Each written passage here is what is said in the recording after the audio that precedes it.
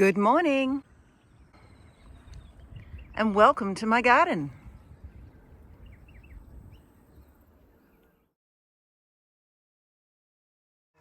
Any good project is subject to iteration, and I found a change I need to make.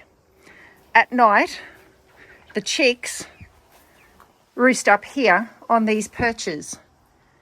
They're made of timber, they're wide, so it's easy for their feet to sit on there. Also, a chicken, when it sits down, rests its whole breast on the perch, on its feet. And so it's important that a perch be wide. So that's what, 12, almost 15 centimetres wide. So I had a perch up here running from that bar to that bar so the chicks could fly from the ground up to there and walk up and get up to their perches. I noticed something that the chicks were doing. At night, they'd fly up here to have their feed, wanting to go to bed, but then they'd be a little bit disoriented. I have a theory as to what's going on. This perch that runs along here, you can see it's a bright blue. And so in the afternoon sun, it doesn't get direct sun because this solid wall on the west here blocks it, but it does get a lot of brightness on it. And I wonder if the chicks actually can't see it. So I'm going to remove it. So instead, I will put another perch here. Now, I know I didn't want timber in the chook pen because of mites. However, I'm thinking if I have a small amount of timber and every, say, 6 months, I burn it all. No project goes smoothly as planned. I'll just undo this screw here and that screw there, and I'll take the perch out. Yeah, well, actually, it's too long to do that. So I had to unscrew that perch there as well so I could lift it up so I could get this end off that support brace.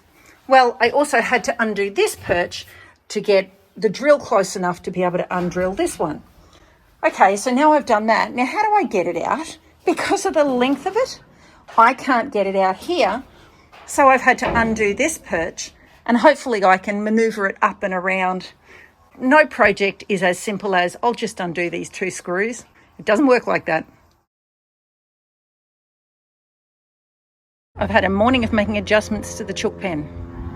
First adjustment that had to be made before I can get the big girls in here is a door for the nest box. A slide bolt, and there's the door. It's open now. Now, because of how I constructed the door, you actually have to hold up the door to slide the bolt in and then push it back a bit. But that'll be a lot easier when you're not holding a camera in your hand.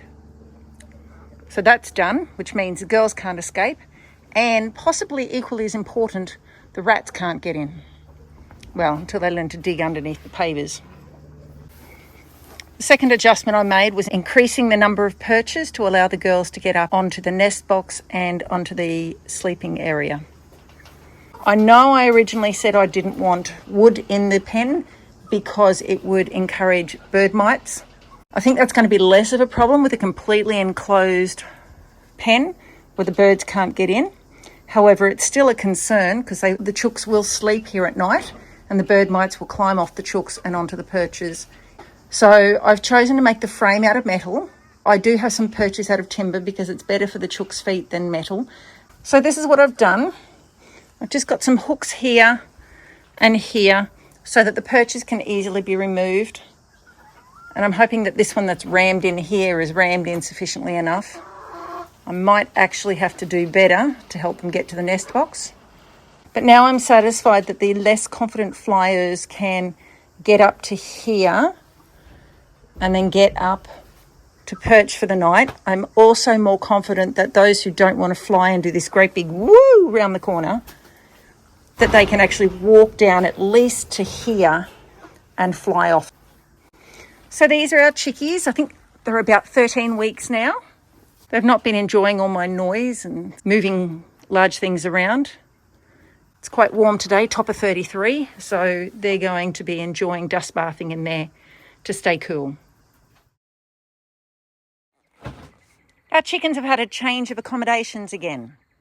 We had 4 chicks raised by Ostrid, our black Australorp, and they have now grown up to the point where we have incorporated the girls with the layers. Not that I can find any of them at the moment.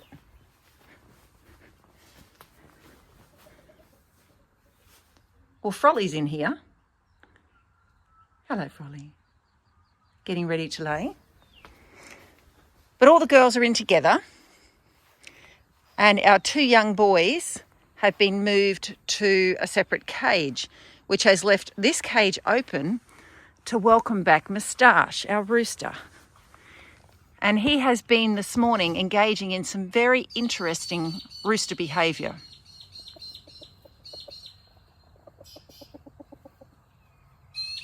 Moustache used to share a cage with the girls until it became obvious that he'd developed a favourite and she was suffering because of his attentions.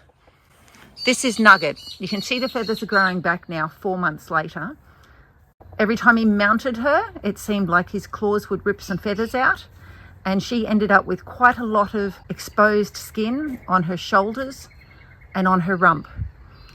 And in fear that she was going to be damaged to the point of bleeding and getting infected, we had to move him out of the cage.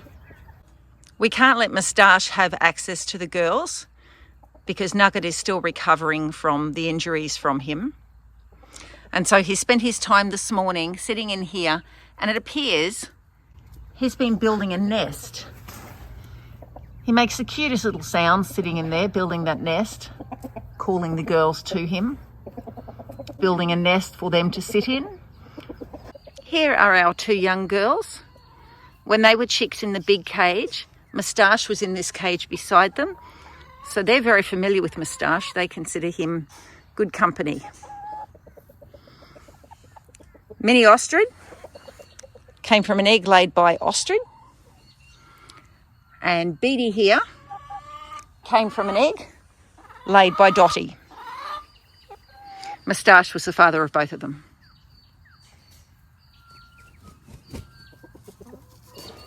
Oh, here we go. Here's the 4 of them. Or not.